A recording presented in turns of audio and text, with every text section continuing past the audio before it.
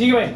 तो solution chapter में आपके 11th क्लास की झलक आने वाली है, जो कि किस टॉपिक से स्टार्ट हो रही है? मोल्स। कोई बताएगा मोल क्या होते हैं? MOLE मोल। पहली चीज सर, जैसे किलोग्राम क्या है? यूनिट है। किस चीज की यूनिट है? मास। लीटर क्या है? यूनिट है। किस चीज की यूनिट है? वॉल्यूम। मीटर क्या है? यूनिट है। किस चीज की यूनिट है? डिस्टेंस की, लेंथ की। इसी तरह से मोल्स भी क्या है सर? यूनिट है।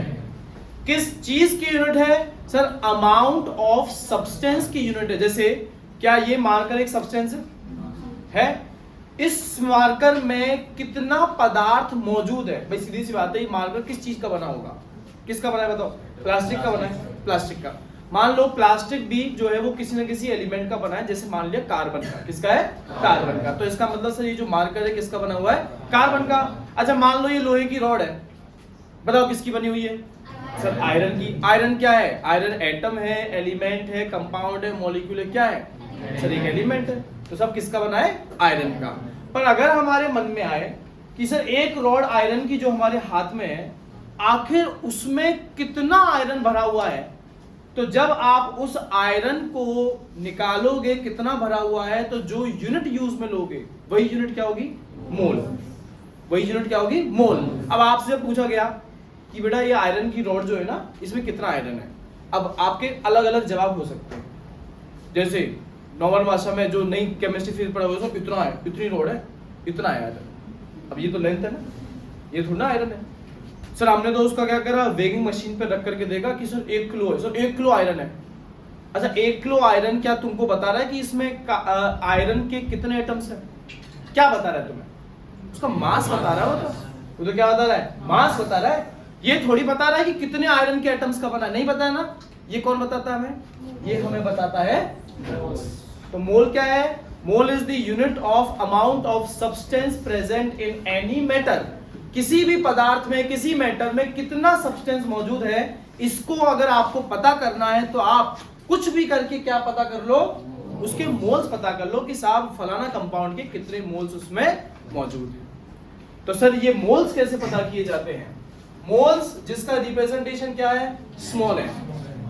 ठीक है, स्मॉल एन क्या है? मोल्स। जिसके लिए बड़ा आसान सा फॉर्मूला दिया गया है। क्या फॉर्मूला है?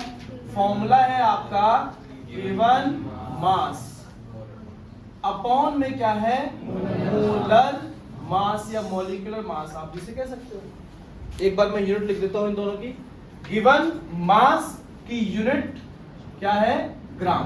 क्या यूनिट है? ग्राम। अच्छा ये मोल खुद यूनिट है। मोलर मास का अगर मैं यहां से फॉर्मूला बनाऊं तो बताओ मोलर मास का फॉर्मूला क्या आएगा? गिवन मास अपॉन मोल्स आएगा। अगर गिवन मास की यूनिट क्या है? ग्राम, और मोल खुद यूनिट है, तो मोलर मास की यूनिट क्या आएगी? ग्राम पर मोल। तो इसकी यूनिट क्या है? ग्राम पर मोल। अब ये दोनों चीजें क्या है इसको समझ लीजिए। आपको मैंने क्या दिया? मैंने आपको आयरन रॉड दी। क्या दिया मैंने? आपको आयरन रॉड। उस आयरन रॉड का कितना ग्राम आपको दिया, वो क्या कहलाता है? उसका गिवन मास। चलो आयरन रॉड तो चलो थोड़ा सा ऊंचा हो गया, मोलर मास जो है वो डी ब्लॉक तक पहुंच गया। हम बात कर लेते हैं किसकी? H2। H2 क्या है? वाटर। सब जानते हैं H2 के बारे में। अच्छा वाटर जो है मैंने एक पॉलीथीन बैग में फिल करा और उस पॉलीथीन बैग को वेगिंग मशीन पर रखा, तो मैंने ये पाया कि सर रीडिंग आ रही थी 36 ग्राम। वेगिंग मशीन आपको उसका ये बताएगी ना मास कितना है? कितना बता रही है? 36 ग्राम। अच्छा जरा फॉर्मूला में देख के बताओ, ग्राम किसकी यूनिट है? किसकी यूनिट है? मैंने ये 36 ग्राम वाटर आपको दे दिया। गिवन आपको कितना गिवन है? वाटर 36 ग्राम। बस इसी को आप क्या कहोगे? Given mass. किसका? वाटर का गिवन मास, जिसका केमिकल फॉर्मूला क्या हम सभी जानते हैं? सब जानते हैं सर, H2O। सर यूनिट उसकी क्या है? ग्राम। हम पहचान गए पूरे फॉर्मूला में क्या दिया गया हमें? Given mass. अब sir divided by molar mass, molecule का मास। कौन मॉलिक्यूल दिया है आपको? H2O दिया है। अच्छा इस एक मॉलिक्यूल में आपको कितने हाइड्रोजन के एटम नजर आ रहे हैं फॉर्मूला में? सर 2 हाइड्रोजन के एटम हमें नजर आ रहे हैं। अच्छा, कितने ऑक्सीजन के एटम नजर आ रहे हैं सर? एक जो है वो ऑक्सीजन का एटम नजर आ रहा है। तो इस पूरे मॉलिक्यूल जिसमें 2 हाइड्रोजन के एटम, 1 ऑक्सीजन का एटम है, मैं इस पूरे मॉलिक्यूल का मास निकालना चाहूं तो जैसा आपको काम दिया गया था एटॉमिक मास याद करने का, तो साहब आपने हाइड्रोजन का एटॉमिक मास याद किया होगा सर, आया कितना 1। कितने एटम है इसे? तो टोटल हाइड्रोजन की वजह से मास कितना हो गया? 2 × 1 माने 2। और एक ऑक्सीजन है, एक ऑक्सीजन का मास 16। अब अगर आपको पूरे मॉलिक्यूल का निकालना है तो आप इन सभी मासेस को आपस में जोड़ दो, आंसर कितना आएगा? 18। यूनिट बोलो, ग्राम पर मोल। ठीक है। अगर इन दोनों को भाई मैंने क्या कर दिया? डिवाइड, तो मैं क्या फाइंड कर लूंगा? Number of moles of H2O present in 36 ग्राम। भाई एक H2O का मॉलिक्यूल इतना इतना इतना छोटा है कि वो हमें दिखाई भी नहीं दे रहा है।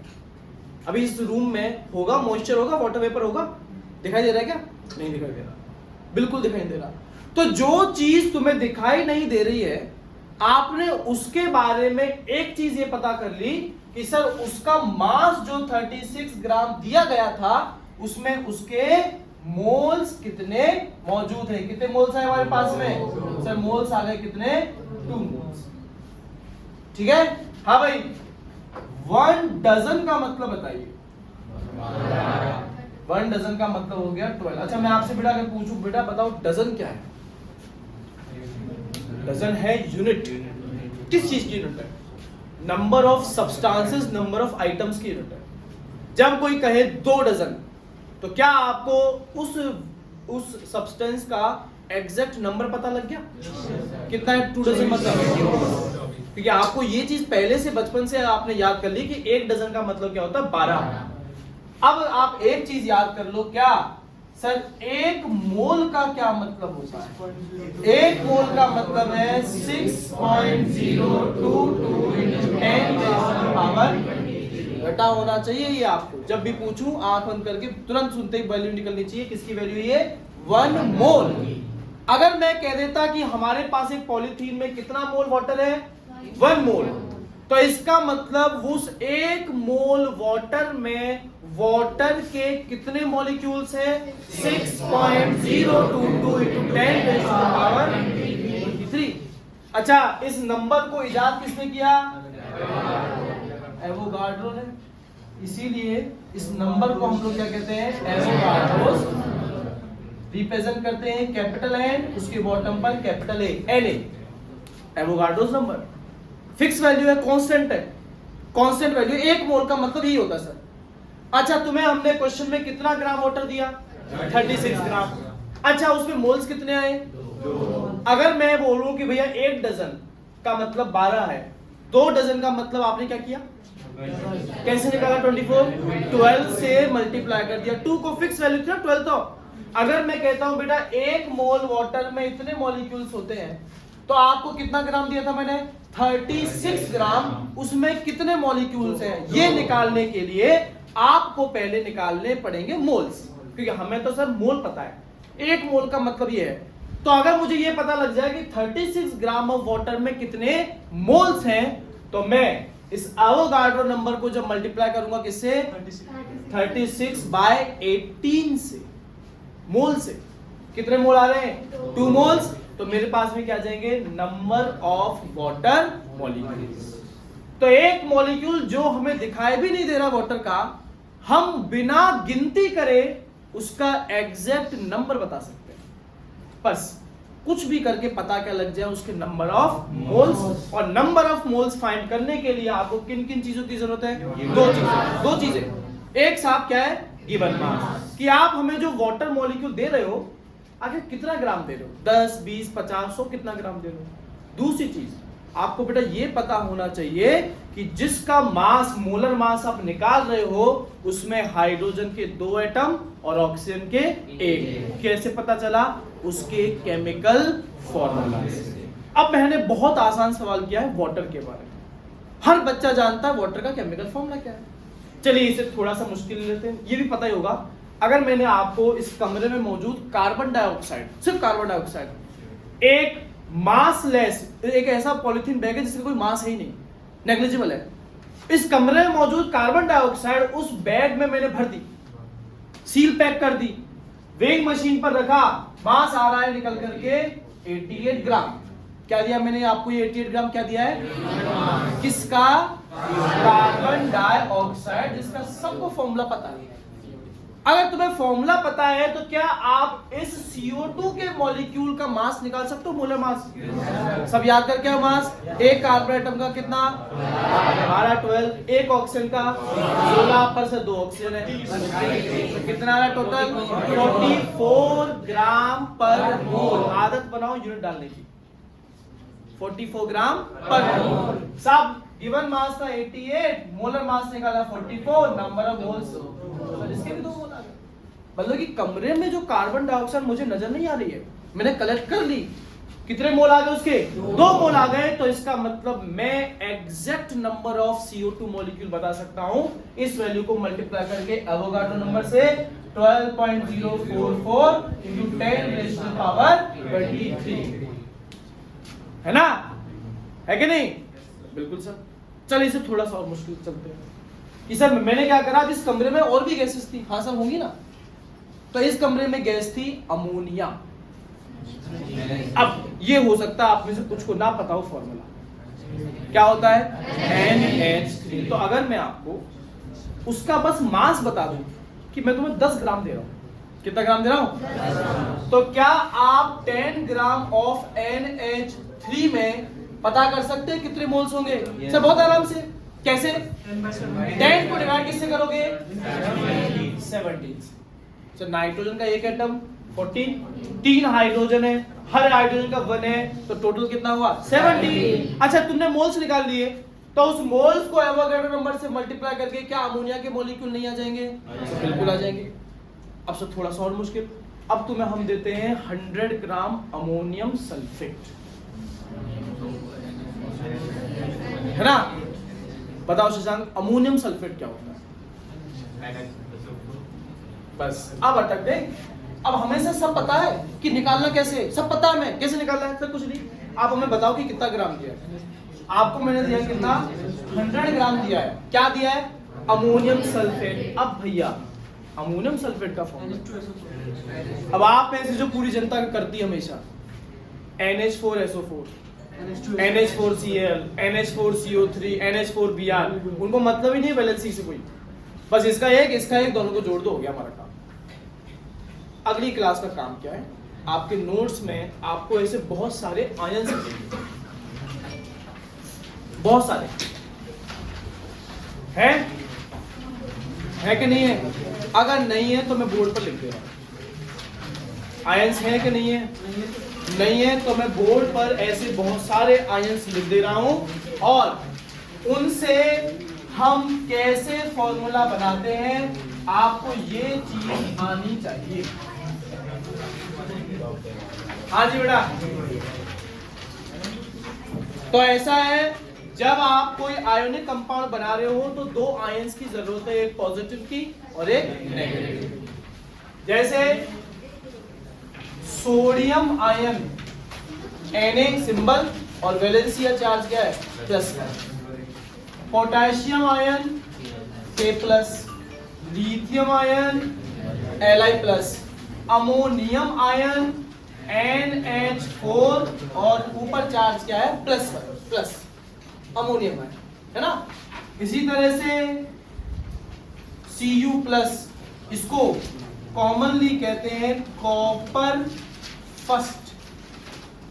कॉपर की 2 वैलेंसी होती है, +1 भी होती है और +2 कॉपर फर्स्ट। अच्छा इसी तरह से अगर मान लो मैं +2 वाले लिखूं कुछ, तो आपके पास में हो जाएगा Be+2 बेरिलियम, ऐसे ही हो जाएगा Mg+2 मैग्नीशियम, ऐसे ही हो जाएगा Ca+2 कैल्शियम, ऐसे ही हो जाएगा Ba+2 बेरियम। +2 वाले हो कुछ अपने पास।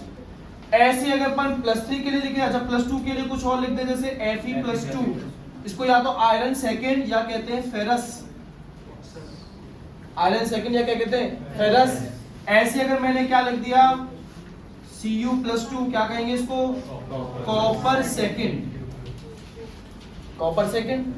अच्छा +3 का मैंने लिख दिया जैसे Al+3 एल्यूमिनियम आयन, मैंने लिख दिया Fe+3 फेरिक।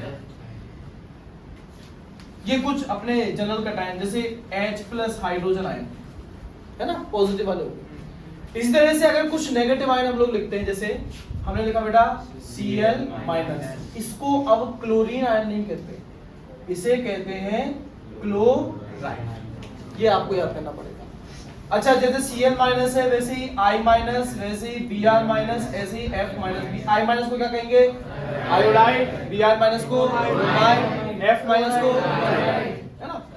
इसी तरह से अगर हमारे पास में है NO3-, इसे कहते हैं नाइट्रेट।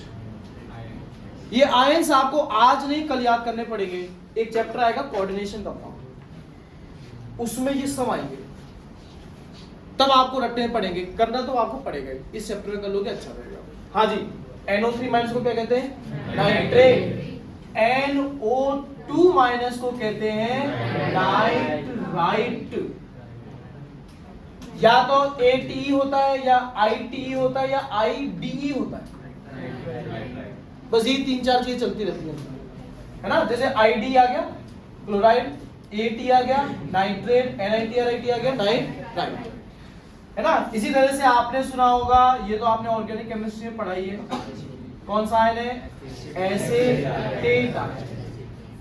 ऐसे आपने HCO- ही पढ़ा होगा, कौन सा आयन है, फॉर्मेट आयन, है ना।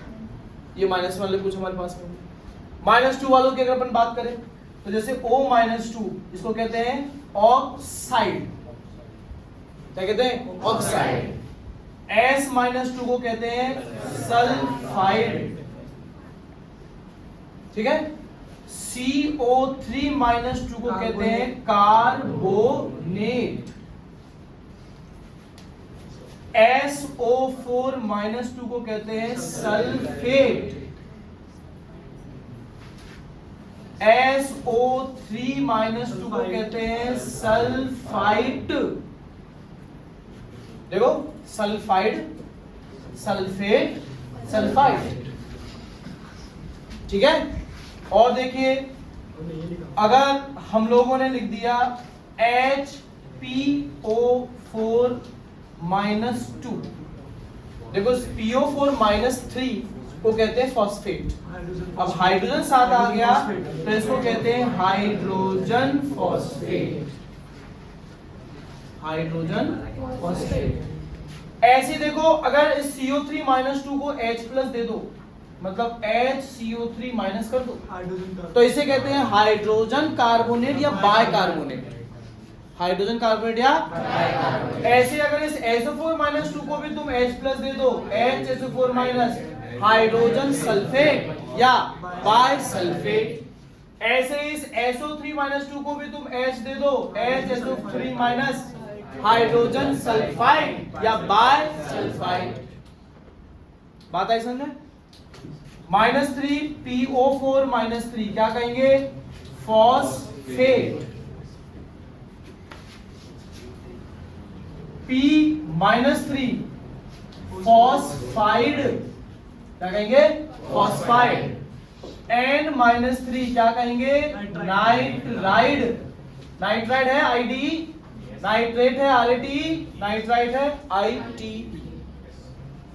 अब करना क्या है, आप जब किसी दो अलग आयंस को मिलाकर के जब क्या बनाते हैं केमिकल फॉर्मूला, तो आपको वैलेंसी जो चार्ज लिखे हुए ना क्रॉस मल्टीप्लाई करना होता है बेसिकली। जैसे मान लीजिए सबसे छोटे से चालू करें तो आपको कहा गया बेटा, नाम क्या दिया गया, सोडियम ऑक्साइड। सोडियम ऑक्साइड पहले कौन लिखा हुआ है, सोडियम। सोडियम देख लो कहाँ है, क्या वैलेंसी है सर, Na है, वैलेंसी क्या है, प्लस।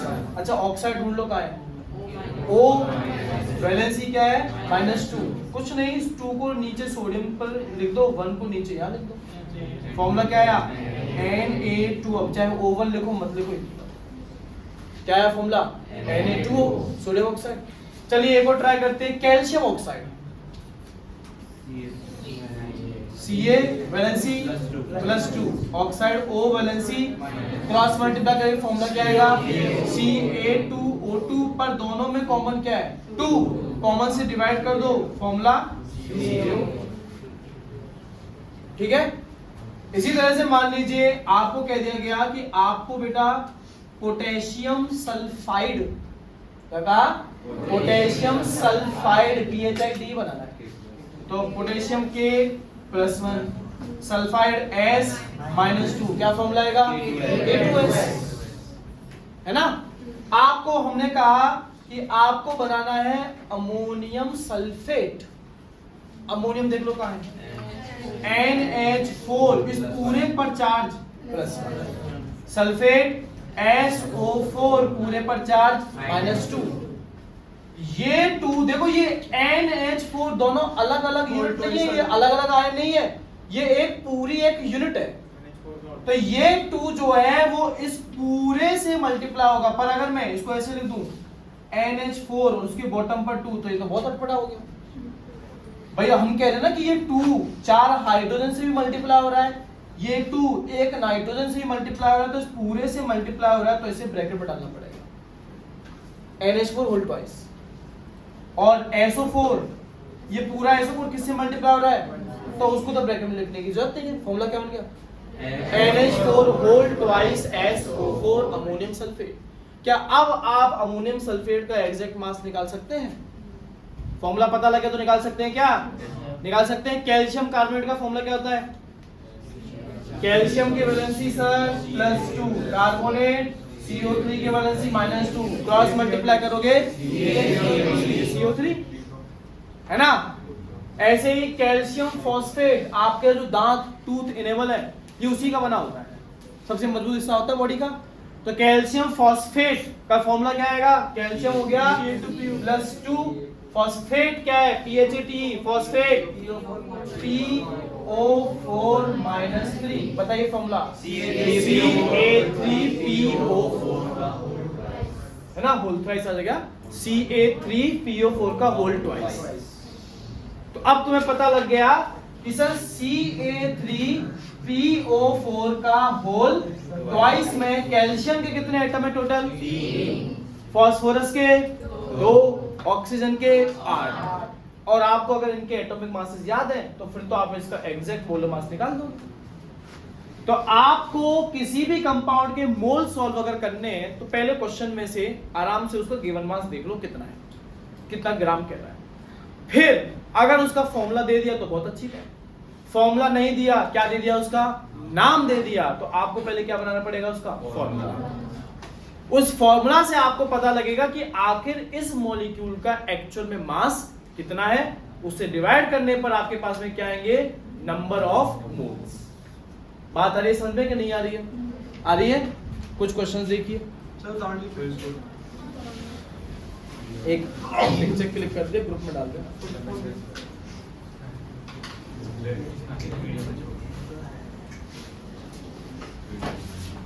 बोला सुन, तुमको 11th में तो लिखा ही थी, 11th के नोट्स होंगे तेरे पास, वहां से फोटो डाल देना बीच में, उसमें तो और ज्यादा है।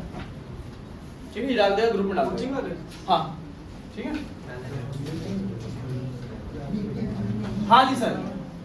तो देखो इस मोल पर, मोल टॉपिक पर क्वेश्चन वैसे को आपसे पूछा नहीं जाएगा, बहुत आसान चीज है 11th क्लास की, पर ये आपके काम हर जगह आएगा। जैसे कुछ एक सवाल देख लो, अगर हम लोग बनाए भी इस पर आसान सवाल, तो एक आसान सवाल ये हो गया, आपको क्या फाइंड करने हैं? Number of moles. मैं जो 3 पार्ट्स क्वेश्चन के लिख रहा हूं, हर पार्ट में आपने क्या फाइंड करना है? Number of moles.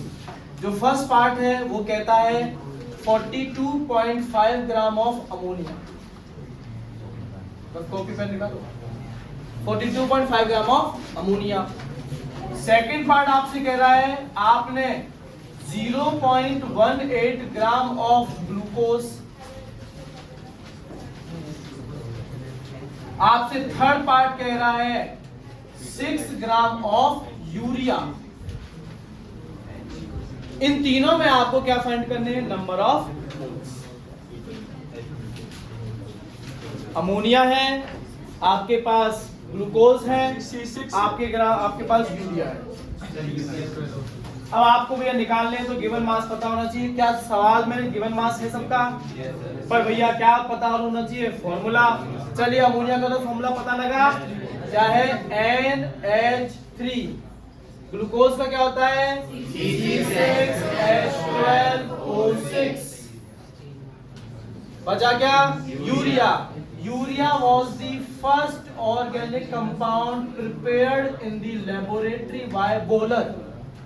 पहला ऑर्गेनिक कंपाउंड जो वोहलर ने अपनी लेबोरेटरी में बनाया था, पहला ऑर्गेनिक कंपाउंड किसी भी साइंटिस्ट ने बनाया हो, यूरिया। ये उसका स्ट्रक्चर है। अब आपको सबका मास पता लग जाएगा आराम से। बताइए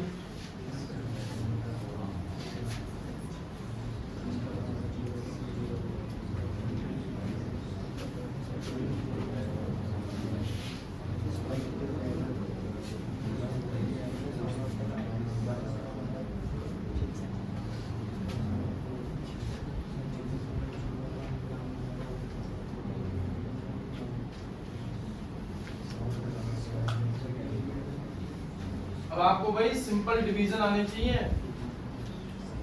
डेसिमल के बाद क्या लगाना है, कितने पॉइंट हटाने हैं, ये तो आपको आना चाहिए।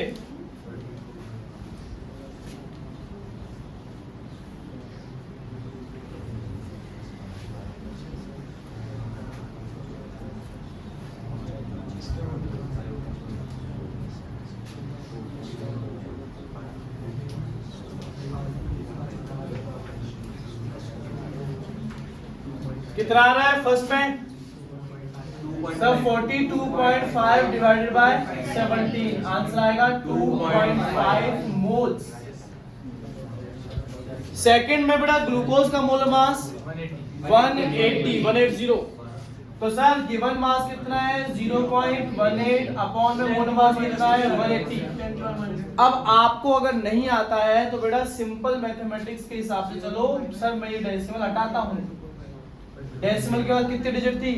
2। तो नीचे क्या मल्टीप्लाई होगा? 10 100 होगा। अब आप यहां इस 18 अपॉन 18 इंटू 1000 लिख सकते हैं क्या? देखो जरा, यहाँ एक और तो 0, इसको काट दिया, कितना हो गया? 1। तो 1 अपॉन 1000।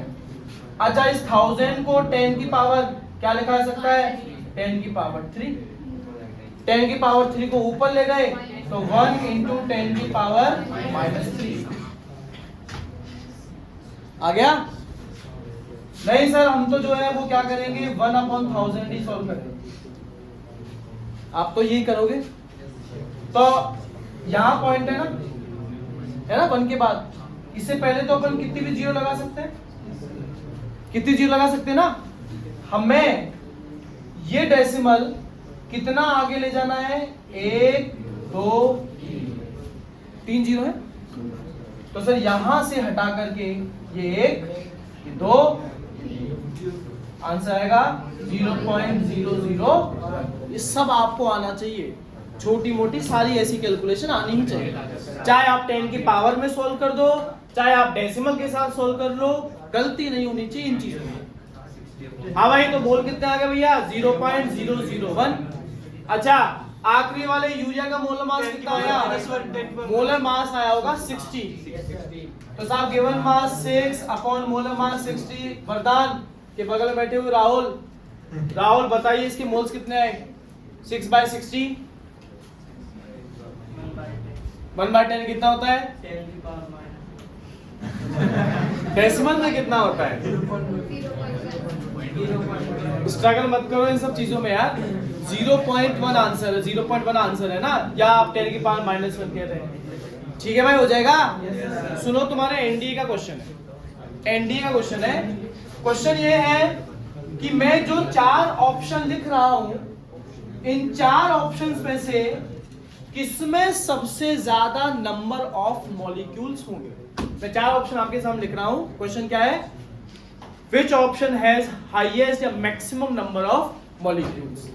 देखिए, पहला option 100 gram of calcium carbonate, पहला option 100 gram calcium carbonate. Second option 50 gram of water, 50 gram of water. Third option 20 gram of hydrogen gas. और fourth option 10 gram of nitrogen gas. बिल्कुल सीधी सी बात है। आपको अगर बड़ा नंबर ऑफ मॉलिक्यूल्स पता करने जो उससे पूछे नहीं है कि कितने नंबर ऑफ मॉलिक्यूल, बस इसने तो ये पूछा किसमें ज्यादा है किसमें कम। आपको नंबर ऑफ मोल से मल्टीप्लाई करना पड़ेगा एवोगाड्रो नंबर को, ऊपर आपसे वैल्यू नहीं पूछ रहे, बस आपसे ये पूछ रहे किसमें ज्यादा किसमें कम। सीधी सी बात है, उसमें सबसे ज्यादा होंगे जिसका मोल सबसे ज्यादा है। अब बच्चे क्या करें, जो नए नवेले बच्चे होते हैं सीधा कहते हैं यार 100 ग्राम होंगे, सबसे ज्यादा तो 100 ही है, सबसे ज्यादा 100 ग्राम कैल्शियम कार्बोनेट है ना। पर बेटा कैल्शियम कार्बोनेट का मोलर मास आप निकालो तो आएगा 100। गिवन मास 100, मोलर मास 100 से मोल कितने आए, नंबर ऑफ मॉलिक्यूल सर 1 को एवोगाड्रो नंबर से मल्टीप्लाई करोगे एवोगाड्रो नंबर ही तो आएगा। हाँ बेटा, तो एवोगाड्रो नंबर के टर्म्स में 1 into Na लिख देते हैं इसको। दूसरे वाले में सब गिवन मास कितना है 50, मोलर मास वाटर का कितना आएगा 2.77 समथिंग मोल्स आपके आते हैं। तो आप इसको मल्टीप्लाई कर दो किससे, एवोगाड्रो नंबर वाले में 10 आएगा। अच्छा इससे बताओ H2 का मोलर मास 1 नहीं 2 H2, तो ये आएगा 20/2 माने 10 मोल्स। ये 10 ग्राम ऑफ N2, 10/N2 का मोलर मास बताओ। एक नाइट्रोजन का 14 होता है ना, 2 का कितना हुआ 28। तो सर आपका जो सबसे कम मोल्स जो आएंगे वो किसमें होंगे N2। सबसे ज्यादा मोल्स किसमें होंगे H2 के H2O के। तो इसका सही जवाब क्या है 20 gram of H2, 20 gram H2। अब बेटा वो लगता ही है जो एनडीए फेंडीए ये सब कॉम्पिटिशन बहुत आसान है, जो छोटी क्लासेस से पढ़ रहा है। अब जो नहीं पढ़ रहा है उसके लिए तो ये मान ले दुनिया का सबसे आखिरी वो हो गए, इसके बाद इसको सॉल्व करूं तो फिर तो मैं मोक्ष प्राप्ति हो जाएगी। जो नहीं पढ़ रहा ना उसकी हालत है। अब देख ले बहुत आसान third class question, NDA question. इसी तरह से और 2-4 क्वेश्चन होते हैं। जैसे आपको कह दिया गया कि बताइए दिए गए ऑप्शंस में से नंबर ऑफ मोल्स किसके बराबर होंगे 16 gram of oxygen gas, 16 gram oxygen gas, बताओ मोल्स कितने हैं CO3। अरे ये नहीं ऑप्शन, नहीं ऑप्शन भी दी नहीं है। मैं कह रहा हूं 16 ग्राम ऑक्सीजन गैस के मोल्स बताओ। 1 बता रहा है देव, जबकि आंसर है हाफ। ऑक्सीजन गैस का फॉर्मूला O नहीं होता है, क्या होता है O2 होता है। तो गिवन मास 16, O2 का मोलर मास 32, मोल्स कितना आ गए सर हाफ। तो अब मैं जो 4 ऑप्शन बोलूंगा आपने बस ढूंढना ये है कि इनमें से किस में हाफ मोल्स है, बस उसी के बराबर होंगे। जैसे एक ऑप्शन आपको दे दिया मैंने 10 gram of H2, half mole आएंगे क्या 10 ग्राम ऑफ H2 में, नहीं आएंगे। 10 बाय क्या आएगा 2 आएगा, 5 मोल्स आएंगे। मैंने आपको दे दिया 14 ग्राम of nitrogen atom, 14 given mass of nitrogen atom का मास 14 ही होता है। मैंने कह दिया 14 ग्राम ऑफ नाइट्रोजन गैस N2, अब आएगा 14/28 आ गए ना आप, बस सवाल बन गए, कॉम्पिटिशन के सवाल बन गए आपके।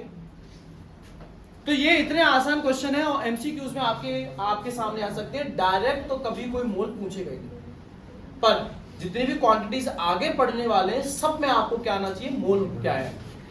अच्छा चलिए, तो आपको ये तो पता लग गया कि सर 1 मोल का मतलब 6.022 into 10⁻⁻23 मॉलिक्यूल्स, जिसको हमने एवोगाड्रो नंबर Na कह दिया। तो कल को मैं आपको वाटर का मास नहीं देता हूं, मैं आपको वाटर के नंबर ऑफ मॉलिक्यूल्स दे देता हूं। मैंने आपको कहा कि बेटा बताइए 1.2044 into 10⁻24 मॉलिक्यूल्स ऑफ NaCl, इतने मैंने आपको क्या दे दिए, मॉलिक्यूल्स। किसके दे दिए, NaCl। अब मैं यहां से 2-3 चीजें पूछ सकता हूं। पहला बताओ NaCl के नंबर ऑफ मोल्स कितने, कैसे निकलेंगे सर? यहाँ तो हमें कहीं गिवन मास और मोलर मास का तो फॉर्मूला कैसे लगाएं, गिवन मास में तो है नहीं, कैसे? अरे तुम्हें ये तो पता था ना, एक मोल NaCl में 6.022 into 10 की पावर 23 मॉलिक्यूल्स होते हैं। क्वेश्चन में आपको कितने नंबर ऑफ मॉलिक्यूल्स दे दिए, इसी का डबल 1.2044 into 10 की पावर 24। डबल का है सर, डबल तो ये 12 होता था ना, पर आप डेसिमल को अगर यहाँ ले गए तो ये 23 हो जाएगा। अब तो डबल है, x मान लिया, क्या कर दिया हमने, क्रॉस मल्टीप्लाई। x की वैल्यू क्या आ रही है, 12.044 into 10 की पावर 23 डिवाइडेड बाय 6.022 into 10 की पावर 23। तो सर मैं आप घुमा फिरा क्यों रहे हो, आप तो सीधा फॉर्मूला लिख दो ना, नंबर ऑफ पार्टिकल जो भी सवाल में दिए गए हो उन्हें डिवाइड किससे करना है सर, एवोगाड्रोस नंबर से। तो इससे भी हम क्या निकाल देंगे, मोल्स। अगर भैया मास के फॉर्म में खेल रहा है तो फॉर्मूला लगा दो given mass by molar mass. Number of particles के फॉर्म में खेले तो फॉर्मूला क्या लगा दो, नंबर ऑफ पार्टिकल्स अपॉन, है ना। तो मैंने तो आपको वैल्यू ऐसे दे दी कि सॉल्व हो गई। कल को मैं कह रहा था कि बेटा मेरे पास में 100 अमोनिया के मॉलिक्यूल है, 100 क्या अमोनिया के, बताओ मोल्स कितने हो गए। क्या करना है, 100 upon 6.022 into 10 raised to the power, बस डिवाइड करना आपको।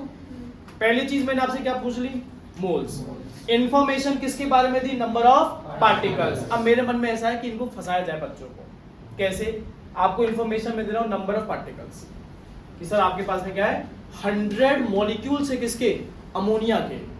बताओ मास कितना हो गया, कितना मास लिया जाए कि उसमें अमोनिया के कितने मॉलिक्यूल प्रेजेंट हो, 100। क्या करेंगे आप बेटा, सबसे पहले निकालोगे मोल्स। मोल कैसे आएंगे, 100 अपॉन एवोगाड्रोस नंबर, ये तो मोल आएंगे। अब सीधी सी बात है, मोल्स का सर एक और फॉर्मूला है जिसमें मास आता है, गिवन मास बाय। तो सर हमसे ये कौन सा मास पूछ रहा है, गिवन मास पूछ रहा है कि मोलर मास? मोलर मास कभी नहीं पूछेगा अगर खुद कह रहा है कि अमोनिया है, बेवकूफ थोड़ी है। 100 मॉलिक्यूल हो, 50 मॉलिक्यूल हो, 1 लाख हो, अमोनिया का मोलर मास तो फिक्स है ना। एक नाइट्रोजन है, 3 नाइट्रोजन, 70 ग्राम पर मोल फिक्स है। वो क्यों पूछेगा तुमसे, कौन सा मास पूछेगा? जब भी बोल दे सर मास बताओ, जब भी बोले अमाउंट बताओ। अमाउंट का मतलब क्या है, कि हम शिकंजी बना रहे हैं, बताइए उसमें कितना सॉल्ट डाले, अमाउंट ऑफ सॉल्ट बताओ। ऐसे थोड़ी बोला कि सर 10 दाल डाल दो, नमक का तो मास ही बताओगे ना, सर 10 ग्राम डाल दो, 20 ग्राम डाल दो। तो अमाउंट पूछता है तो इसके अंदर कौन सा मास पूछ रहा है, गिवन मास। तो सर हमने मोल्स निकाल दिए। अब मोल का एक और फॉर्मूला है, given mass by molar mass. Sir given mass तो हम निकालेंगे, मोलर मास, अमोनिया का मोलर मास नहीं पता क्या हमें, कितना है 17। मोल कितने निकाले, 100 अपॉन 6.022 into 10 की पावर। क्या ये गिवन मास सॉल्व नहीं हो सकता? हो जाएगा कि नहीं हो जाएगा? आप पहले क्या कीजिए, पहले नंबर ऑफ पार्टिकल्स की मदद से क्या निकालो, नंबर ऑफ मोल्स।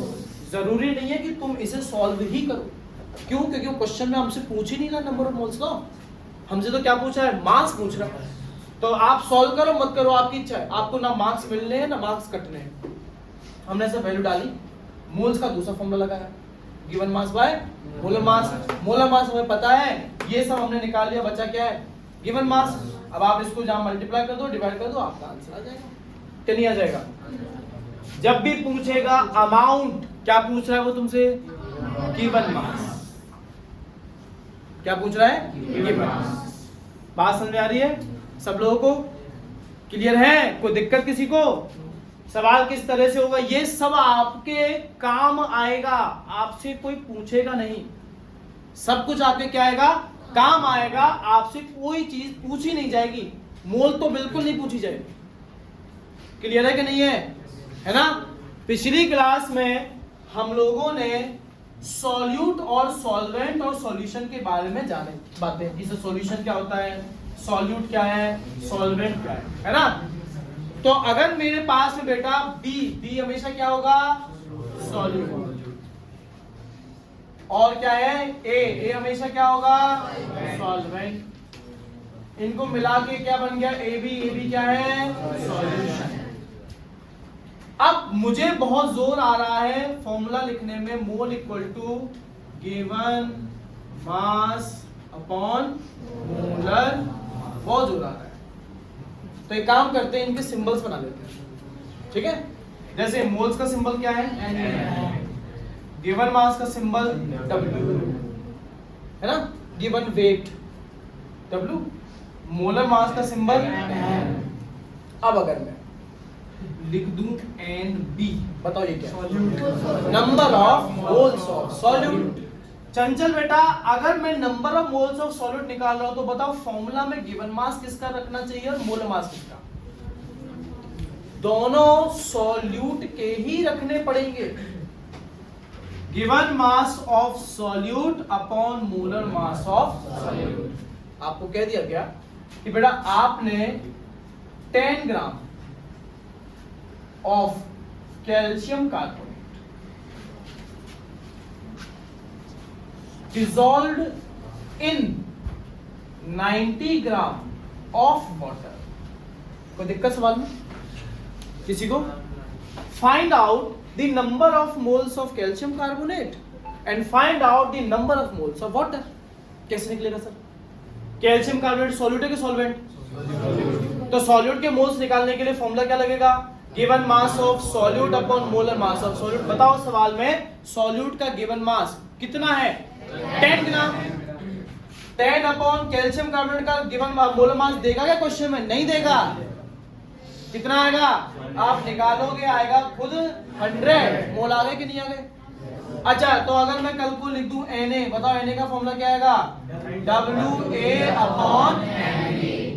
बताओ इस क्वेश्चन के अकॉर्डिंग क्या रखें, 90 अपॉन। सॉल्व हो जाएगा कि नहीं हो जाएगा? आराम से हो गया। याद रहे अगर मोल सॉल्यूट के निकालने हैं तो फॉर्मूला में गिवन मास भी सॉल्यूट का, मोलर मास भी सॉल्यूट का। कल को वो तुम्हें मोल्स दे दे सॉल्यूट के तो याद रहे मोलर मास किसका, सॉल्यूट का, गिवन मास किसका आएगा, सॉल्यूट का ही आएगा। क्लियर है? अब मेरे मन में ऐसा आया कि सर सॉल्यूशन के मोल्स कैसे निकले? सीधी सी बात है सर, इन दोनों को ऐड करके। फिर मेरे दिमाग में आया कि सर सॉल्यूशन का मोलर मास, गिवन मास कैसे निकलेगा? दोनों के मासेस, गिवन मासेस को ऐड करके। हाँ भाई 10 ग्राम मैंने कैल्शियम कार्बोनेट, 90 ग्राम पानी मिलाया, बताओ सॉल्यूशन कितना बना? 100 ग्राम ऑफ सॉल्यूशन बन गया कि नहीं बन गया? है ना? पूजा क्या आप यहां बता सकते हैं कि 100 ग्राम इस सॉल्यूशन में सॉल्यूट कितना परसेंटेज?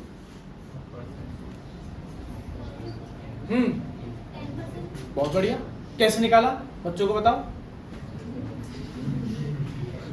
परसेंट के बेसिक फॉर्मूला है सर। परसेंट का एक बहुत आसान सा फॉर्मूला है, नीचे तो रख दो जो टोटल है। आप जो टोटल जो भी 50 चीजों का सम कह रहे हो उसको नीचे रख दो, ऊपर आप पर्टिकुलर जिसके परसेंटेज के बारे में हमसे पूछ रहे हो। मैंने यहाँ सॉल्वेंट का पूछा कि सॉल्यूट का, तो ऊपर मैंने सिर्फ किसका मास रखा, सॉल्यूट का। कितना था? 10। नीचे मैंने किसका मास रखा, सॉल्यूशन का। कितना था? 100। मल्टीप्लाई किसे किया? 100 से। आंसर आ गया 10%। ऐसे तो आप सॉल्वेंट का भी निकाल सकते हैं 90%। तो बस यही हम लोग अब थोड़ी देर में पढ़ने जा रहे हैं। अगर देखो बेटा आपको ये फॉर्मूला समझ में आ गए हैं, NB क्या है, Na क्या है, तो अब इसके आगे हम जब भी यूज में लेंगे तो ये फॉर्मूला ही यूज में लेंगे। मैं कल को ये फॉर्मूला दोहराऊं तो आपको पता होना चाहिए कि मैं आपसे WA की वैल्यू पूछ रहा हूं कि MA की पूछ रहा हूं कि NA की। अगर कहता है अमाउंट ऑफ सॉल्यूट बताओ मैं क्या पूछ रहा हूं तुम लोगों से, WB पूछ रहा हूं, गिवन मास ऑफ सॉल्यूट। कहता है मोलर मास ऑफ सॉल्वेंट बताओ, क्या पूछ रहा हूं आपसे, MA पूछ रहा हूं। Number of moles of solution बताओ क्या पूछ रहा हूं, Na प्लस NB पूछ रहा हूं। सॉल्यूशन का मास बताओ, क्या पूछ रहा हूं, WA प्लस WB पूछ रहा हूं। सर हम सॉल्यूशन का मास बता सकते हैं आपको, पर आप हमें पहले ये बता दो कि सॉल्यूट कितना ग्राम है और सॉल्वेंट कितना ग्राम है। जाओ नहीं बताता तो फिर तो आप सर हमें इतना बता दीजिए, बस इतना बता दो हमें कि सॉल्यूट के मोल्स कितने हैं, सॉल्वेंट के मोल्स कितने हैं, सॉल्वेंट क्या है और सॉल्यूट क्या है। कैसे निकाल दोगे फिर मास? अरे सर निकाल देंगे ना, देखो ना नंबर ऑफ मोल्स का फॉर्मूला है, आपने हमें number of moles of solute बता दिए, आपने हमें ये बता दिया कि सॉल्यूट क्या है, तो हम उसका मोलर मास भी निकाल देंगे। तो क्या फॉर्मूला में वैल्यू डाल के सॉल्यूट का मास गिवन मास नहीं निकाला जा सकता क्या? ऐसे ही सर तुमने मेरे से बातों में सॉल्वेंट भी पूछ लिया ना, Na मैंने दे दिया, Ma तुम निकाल दोगे अगर तुम्हें क्या बता दिया है, सॉल्वेंट, तो बचा क्या, गिवन मास ऑफ सॉल्वेंट। तुमने सॉल्यूट का मास निकाल लिया, सॉल्वेंट का निकाल लिया, सॉल्यूशन का कैसे निकलेगा? दोनों को जोड़ दीजिए, सवाल बनेगा कि नहीं? अब से ये मोल काम आना आपके चालू हो जाएगा। देख रहे हो, आपसे नहीं पूछ रहे मोल, नहीं पूछ रहे, पूछेंगे भी नहीं मोल, आपसे गिवन मास, मोलर मास, ये सब सॉल्यूशन का मास, ये सब पूछा जाएगा।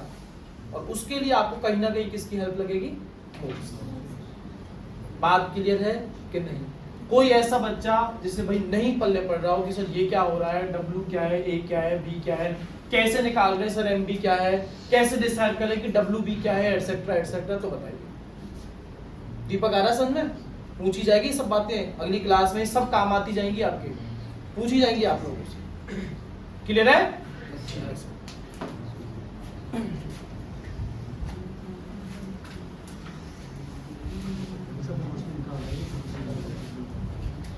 तो हमारे घरों में दाल वगैरह तो बनती होगी, दाल वगैरह हम सब खाते ही होंगे।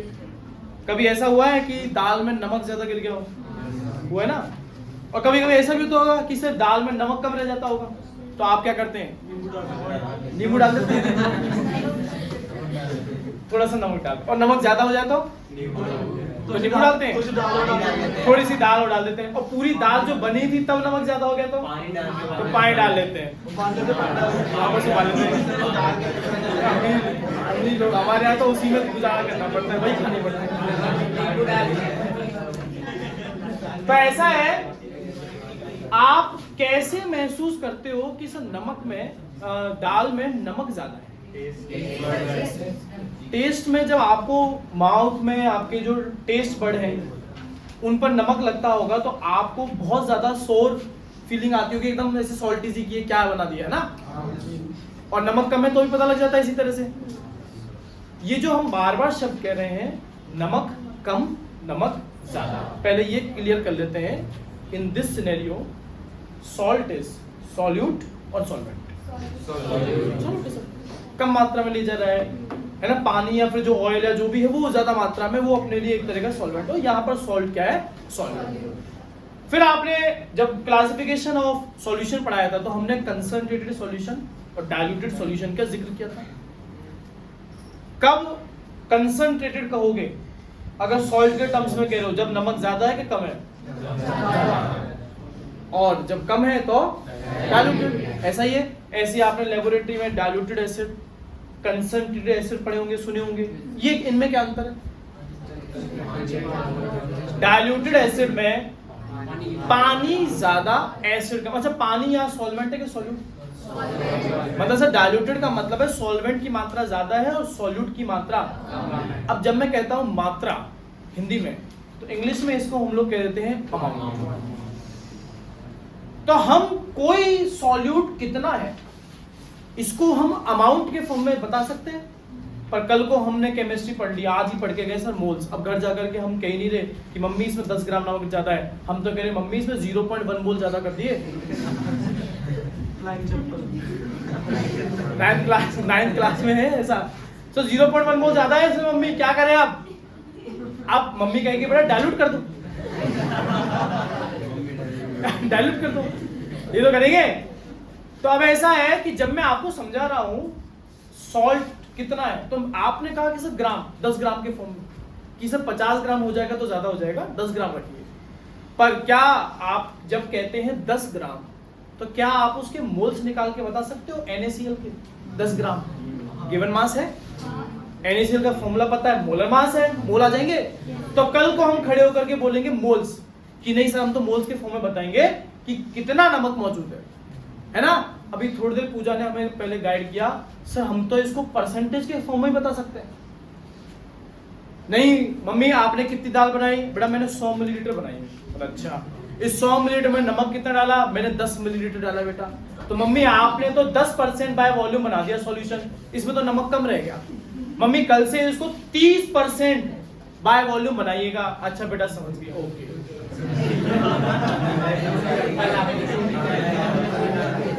तो हम कुछ नहीं, हम सिर्फ यही को समझा रहे हैं कि दाल में नमक कितना होना चाहिए। पर कभी कह रहे हैं सर ग्राम, 10 ग्राम, 20 ग्राम, 50 ग्राम। कभी क्या कह रहे हैं मोल, 0.1 मोल, 2 मोल, 3 मोल। कभी क्या कह रहे हैं परसेंटेज। तो इस कंसंट्रेशन को समझाने के कई तरीके। कंसंट्रेशन का अर्थ बेसिकली यही है कि दिए गए सॉल्यूशन में सॉल्यूट कितना है। अभी कितना जो है ना परसेंटेज के फॉर्म में भी बताएंगे, इसको मोल्स के फॉर्म में बताएंगे, इसको मास के फॉर्म में भी हम लोग बताएंगे। कोई समस्या किसी को समझने में? हम लोग कंसंट्रेशन ऑफ सॉल्यूशन पढ़ने जा रहे हैं, जिसमें जो सबसे पहला तरीका है कंसंट्रेशन को फाइंड करने का, उसको कहा जाता है मास परसेंटेज। क्या कहते हैं? मास परसेंटेज, या मास परसेंटेज को परसेंट बाय मास भी कहते हैं। या देखो इसके फॉर्मूला में क्या आने वाला है, सिर्फ मास की यूनिट क्या होती है? वैसे तो किलोग्राम होती है, इस चैप्टर में हम क्या यूज में लेते हैं? ग्राम। नीचे क्या रखेंगे? परसेंटेज। पूजा नीचे क्या रखें? Total mass. भाई मास परसेंटेज निकाल रहे हो तो नीचे क्या रखना है? Total mass. ऊपर क्या रखें? सर जिस भी कंपोनेंट का परसेंटेज फाइंड करना है उस कंपोनेंट का मास मल्टीप्लाई कैसे करें? ठीक है। तो अभी एक हाल ही में एक मूवी आई थी गदर 2, उसके मशहूर अभिनेता कौन थे? सनी देओल का एक डायलॉग है 2.5 किलो का। सनी देओल के पूरे बॉडी का मास मान लो 100 kg है। सनी देओल के पूरी बॉडी, पूरा शरीर। अब शरीर अलग अलग ऑर्गन्स का हिस्सा ही तो है, अलग अलग ऑर्गन को जोड़ के तो बॉडी बनी है। तो मैंने उनके बॉडी के रेस्पेक्ट में उनके हाथों का परसेंटेज निकालने का सोचा है। तो नीचे टोटल मास किसका रखूंगा? उनकी कितना है? बताओ उनके हाथों का मास कितना है? 5 किलोग्राम है, एक हाथ नहीं है, दो है ना, 1.5 किलो के 2। तो हाथों का टोटल मास ऊपर रख दूंगा, मल्टीप्लाई किससे कर दूंगा? तो इसका मतलब उनकी पूरी बॉडी के मास को अगर कंपेयर करें तो पूरे बॉडी के मास का कितना परसेंटेज उनके हाथ और निकाल दिया। अब ये देखो, हमने चाय बनाई, क्या बनाई? हमने बेटा उसमें 50 ग्राम किसका इस्तेमाल किया? पानी का। अब हम लोग मीठा कम खा रहे हैं तो हमने कम मीठी चाय बनाई, 10 ग्राम ऑफ उसमें क्या डाला हमने बेटा? बताओ सॉल्यूट क्या है, सॉल्वेंट क्या है? Obviously sugar. सॉल्वेंट कौन है? सब पानी। आपसे पूछा गया चाय पीते पीते कि बताओ जो तुम चाय पी रहे हो उसमें शुगर का मास परसेंटेज कितना है, कैसे निकालोगे? सर नीचे क्या रखे पहले? Total mass. किसका टोटल मास? चाय का। चाय बताओ चाय में क्या क्या है? सर पानी और चीनी। चाय है नहीं, पानी और चीनी।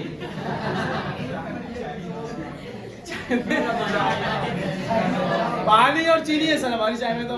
अच्छा बताओ चाय का मास कितना हुआ टोटल? सर 60 ग्राम। आया समझे कि नहीं आया? नहीं सर, हाँ ऐसा नहीं हो सकता होगा, ठीक है। 10 ग्राम सर इसमें और क्या डाल देंगे, मिल्क, दूध भी डाल दिया, और चाय पत्ती 10 ग्राम आपने इसमें चाय पत्ती नहीं, अरे बहुत महंगा है। अब बताओ चाय का मास कितना? अब है सर 80 ग्राम। अब ठीक है, अब आपसे पूछा कि बताओ इस 80 ग्राम चाय में शुगर का मास परसेंटेज क्या है? 10/80 into 100। मिल्क का कितना है? मिल्क का है 10/80 into 100। टी का कितना है? 10/80 into 100। अगर बात हो रही है मास परसेंटेज ऑफ सॉल्यूशन की, तो सॉल्यूशन में x, y, z जितनी भी चीजें आपको दे रखी हैं सबके मासेस को जोड़ना है, तब जाकर के नीचे क्या रखना है? Total mass. और फिर जिसका परसेंटेज पूछ रहा है उसका मास ऊपर रखना है। सर कल को तो हमने ऐसा भी सवाल देखा जिसमें बताया नहीं रहा था कि किसका परसेंटेज पूछ रहा है। तो ध्यान रखना, जब भी आपको क्वेश्चन में नहीं दे रखा है कि मास परसेंटेज किसका निकालना है, तो आपको हमेशा सॉल्यूट का ही मास परसेंटेज निकालना है। सुना सबने? क्वेश्चन आ गया कि सब 10 ग्राम चीनी लिया और 90 ग्राम वाटर लिया, बताओ जो सॉल्यूशन बना उसका मास परसेंटेज कितना है? मैंने बिल्कुल नहीं कहा ना कि सॉल्यूट का क्या सॉल्वेंट का, तो आप किसका निकालेंगे मास परसेंटेज? सॉल्यूट। ऊपर मास किसका रखेंगे? सॉल्यूट, जो इस क्वेश्चन में 10 ग्राम है। नीचे मास किसका रखेंगे? सॉल्यूशन, जो इस क्वेश्चन में 100 ग्राम है। और फिर मल्टीप्लाई आप किसे करेंगे? 100 से, तब जाकर के क्या आएगा? मास परसेंटेज सॉल्यूशन का। किसके टर्म्स में? सॉल्यूट के टर्म्स में। अब बेटा क्योंकि ऊपर भी मास है नीचे भी मास है, मास को हम लोग वेट भी कह देते हैं, जो कि गलत है। पर क्या कह देते हैं भाई? वेट तो फोर्स है ना, वेट तो जो आपका है वो तो फोर्स है।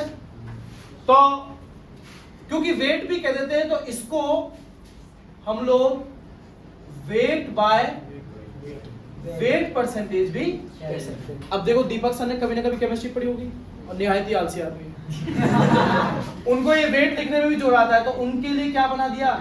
W/W। चार नाम है, एक ही चीज है, चाहे आप कह दो क्या? Mass percentage, percentage by mass, the weight by weight percent, W/W percentage. आदत डाल ली यूनिट बोलने की। अंत में जब आप आंसर निकालें तो लिख दीजिएगा सर 10 आया, 10% बाय मास लिख दीजिए, वरना आपके मार्क्स काटे थे। सीबीएसई तो बिल्कुल काटे जाएंगे। बात आई समझ में? मैंने यहां फॉर्मूला में नहीं लिखा है टोटल मास ऑफ सॉल्यूशन, मैं तो सिर्फ क्या लिख रहा हूं? Total mass. जैसे आपको मैंने कह दिया कि आपके पास में सोडियम कार्बोनेट, अब सब आपको फॉर्मूला आना चाहिए। क्या है सोडियम कार्बोनेट का फॉर्मूला? तो जो हमारी आदत है NaCO3, आपसे ये पूछा गया कि सोडियम कार्बोनेट में सोडियम का मास परसेंटेज कितना है? तो सर इसके लिए तो आप मुझे बताओ सोडियम कार्बोनेट का मास कितना होता है। जहां पर पड़ेगा तुमने पूछ लिया कितना होता है, नहीं निकाल सकते क्या? निकाल सकते हो। सोडियम का 23, 46, कार्बन का 12, O3 60 into 3 48, कितना आ रहा है? 6। तो मैं तुमसे क्या पूछ रहा हूं? मैं ये पूछ रहा हूं इस 106 ग्राम के सोडियम कार्बोनेट में सोडियम का कितना ग्राम परसेंटेज के फॉर्म में है? 46/106 into 100। नहीं बन सकता क्या? बताओ कार्बन का कितना फिर? 12/106 into 100। अच्छा बताओ ऑक्सीजन का कितना है? आपको मोलर मास याद था, इसीलिए सवाल बन पाया। बहुत आसान हो गया अगर मोलर मास याद है तो, और उससे भी आसान तब बन पाया जब फॉर्मूला पता था। आज का काम पता है ना सबको?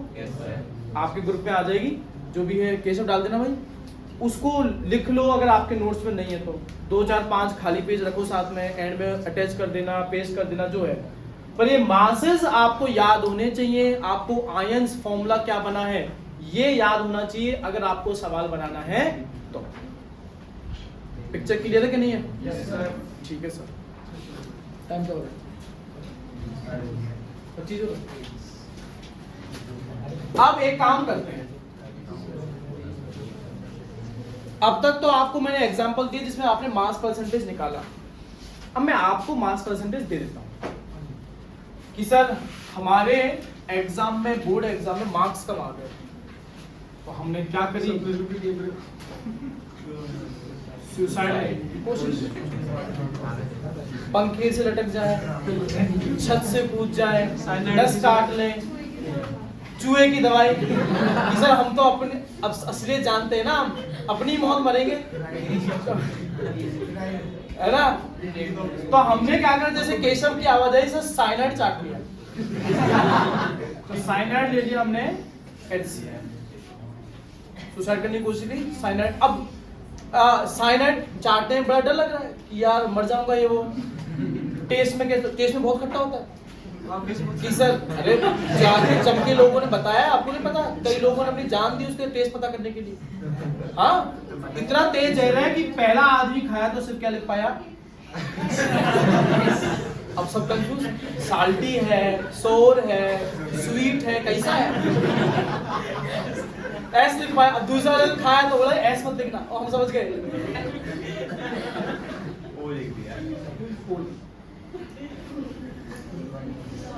है ना। तो चलो ठीक है, खट्टा है सर, खट्टा नहीं पसंद हमें, तो फिर बोले काम करते हैं, इसको पानी मिला के पी लेते हैं, ठीक है। अब पानी ले लिया हमने, सॉल्यूट क्या है, सॉल्वेंट क्या है बताओ, पानी क्या है, सॉल्वेंट। अब ऐसा आया कि यार अब मेरा एक छोटा भाई भी है, कल को वो ना पड़े, उसको जेल की जरूरत पड़े, उसके लिए छोड़ चले। हमने आइडिया लगाया कितना ग्राम लेना चाहिए, गूगल करा, गूगल ने कहा 20 ग्राम ले लो 100 ml पानी में, ठीक है सर, नहीं 100 ग्राम पानी में, हम परसेंटेज देख रहे हैं मास का, ठीक है। तो हमने पानी कितना ले लिया, 100 ग्राम पानी, और ये कितना ले लिया, 20 ग्राम।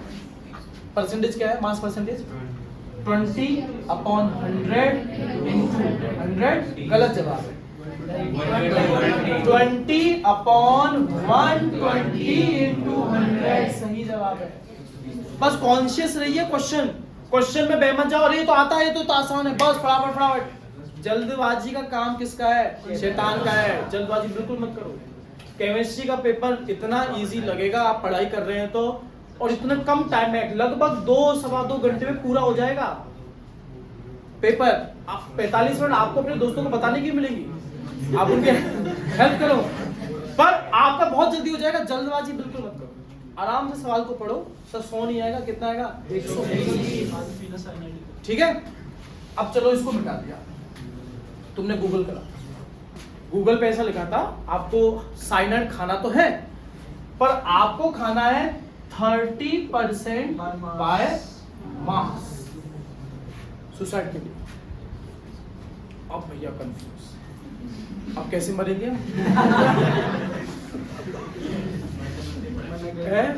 सारा दुख का खत्म नहीं होता, मृत्यु कैसे आएगी, कैसे नया जन्म लेंगे, हम अगले जन्म पढ़ाई करेंगे सर।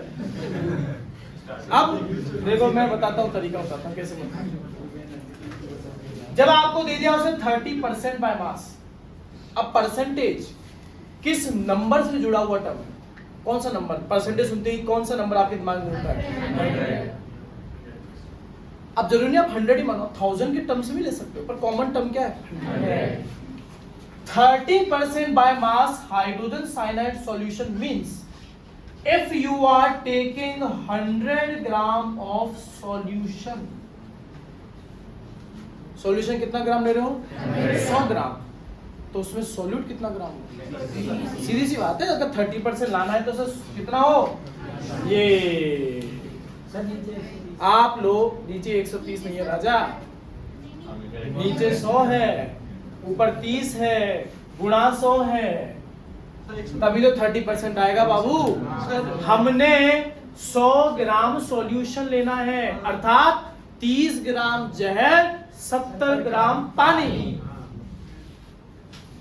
छोटी सी टर्म लिखी थी गूगल पर 30%, तुम डिकोड नहीं कर पाए, क्या मरोगे तुम। 30% बाय मास है, लालत है जीवन पे, मर भी नहीं पा रहे हो।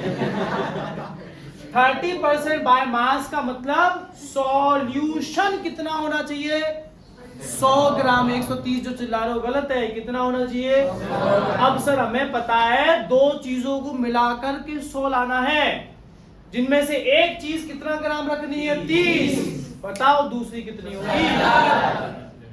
क्या ये 70 ग्राम WA है गिवन मास ऑफ सॉल्वेंट? क्या ये 30 ग्राम WB है गिवन मास ऑफ सॉल्यूट?